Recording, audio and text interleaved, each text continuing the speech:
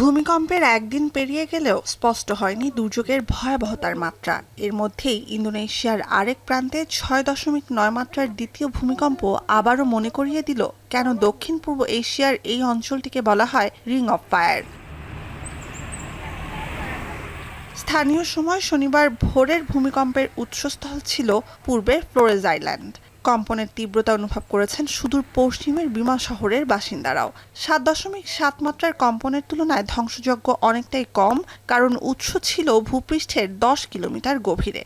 তাও 900 বাড়িঘর বিধ্বস্ত আর আরও 450 ঘর, 250 স্কুল ভবন, গির্জা আর স্বাস্থ্যকেন্দ্র ক্ষতিগ্রস্ত হয়েছে এ ভূমিকম্পে। প্রথম ভূমিকম্পটির 24 ঘন্টার মধ্যে আরও 350 আফটারশকে আতঙ্কিত ইস্ট নুসা তেঙ্গারা প্রদেশের বাসিন্দারা। Pagi ini saya ke sana langsung ketemu dia, saya sampai marah dengan dia juga.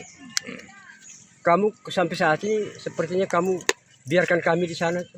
Tadi pagi ya, pukul 04.58, gempa utamanya adalah dengan kekuatan 7,7 magnitudo.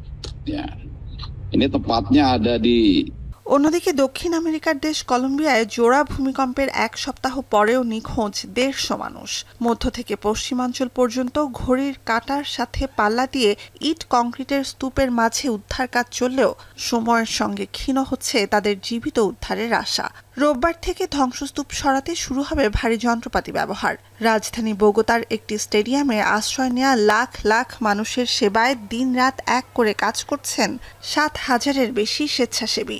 5 দিনে সরবরাহ করা হয়েছে 700 টন খাবার ও ত্রাণ। Algunas personas debajo de los bancos, yo me metí con ellas debajo de unos bancos, mirando hacia mí para indicarles en qué momento teníamos que salir. 24 horas en el centro de acopio, no hemos parado ni un minuto.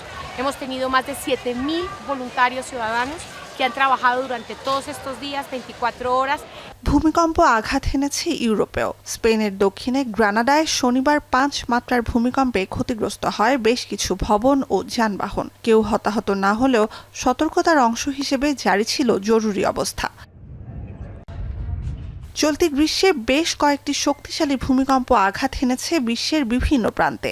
মাত্র 8 ঘন্টার মধ্যে যুক্তরাষ্ট্র, Venezuela ও জাপানে 4টি বড় ভূমিকম্প হয় গেল জুন মাসে।